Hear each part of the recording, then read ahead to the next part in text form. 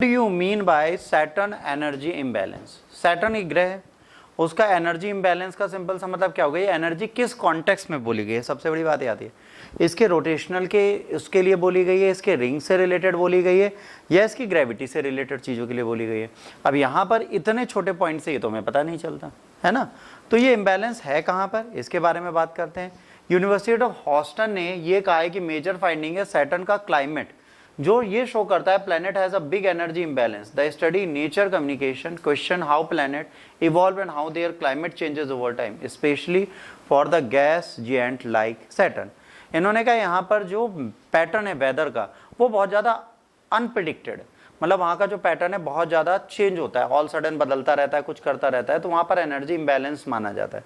और ये क्या बताता है कि गैसियस प्लैनेट बना कैसे, इसके बनने के रियल फीचर्स क्या थे, क्या हुआ। जैसे मान लीजिए आज भी आप जाते हो, जैसे हमें पता है सबसे पहला ग्रह कौन सा है, मरकरी को हिंदी में क्या बोलते हैं, बुध। उसके बाद शुक्र। जो शुक्र है, शुक्र ग्रह के बारे में बेटा ये बोला जाता है कि जो शुक्र ग्रह है उस पे कार्बन डाइऑक्साइड ज्यादा पाई जाती है, ये बोला जाता है। ये बोला जाता है कि अगर ये शुक्र ग्रह है तो यहाँ पर इतनी कार्बन डाइऑक्साइड है कि हीट जो होती है वो इसी जगह ट्रैप हो जाती है। ठीक, फिर नासा ने एक बार ये बोला कि भाई यहाँ पर भी हैबिटेशन आसान है करना, सॉलिड प्लेनेट है। कह रहे कैसे, कह रहे इसके ऊपर यहाँ पर फ्लोटिंग सिटीज बनाएंगे हम लोग क्लाउड के ऊपर, और यहाँ पे हम लोग रहेंगे, क्योंकि हीट तो नीचे ट्रैप है, ऊपर तो हीट ट्रैप है नहीं, तो हम लोग आराम से रह लेंगे। अब खुदा ना खास्ता अगर ये फ्लोटिंग कहीं नॉन फ्लोटिंग हो गया तो क्या होगा, ये will be the boiling agent. भाई माइनस नहीं है, प्लस प्लस 300-400 से ऊपर। अब इतना हम डिटेल में नहीं देखे, हम कभी गए नहीं हैं, है ना। कसीनी प्रोब था, टीम ने कहा सैटर्न का लार्ज ऑप्टिकल जो एसेंट्रिसिटी है तो ना उसकी एनर्जी सप्लाई जो है वो चेंज होती है सीजन टू सीजन, मतलब ये घूम रही है, कह रहे यहाँ पर चेंज होते रहते हैं। The amount of the solar energy Saturn receive changes a lot as it's move around the sun. अब ये क्या करता है, जब ये सन के पास जाता है, सन ये है, सैटर्न ऐसे घूम रहा होगा, ठीक। तो जब यहाँ होगा तो एनर्जी ज्यादा मिलेगी, यहाँ होगा बिल्कुल कम मिलेगी, यहाँ थोड़ी कम, यहाँ पे भी कम। तो जिस तरीके से मूव करेगा सन के पास उस तरीके से होगा। Its energy are affected by both sun radiation and deep inside heat which adds is complicated thermal structure and climate system. अब ये क्या है, सन का रेडिएशन तो इस पे पड़ ही रहा है, हीट इस पे पड़ ही रही है, साथ में अंदर से भी गर्म है, तो इसको दोनों ताप से गर्मी का मार झेलना पड़ता है। अब जैसे एक बार यूपीएससी ने क्वेश्चन पूछा था, जो आपके हाथों में सूरज की गर्मी लगती है वो क्या है, रेडिएशन है, हीट है, इवेपोरेशन है, लाइट है।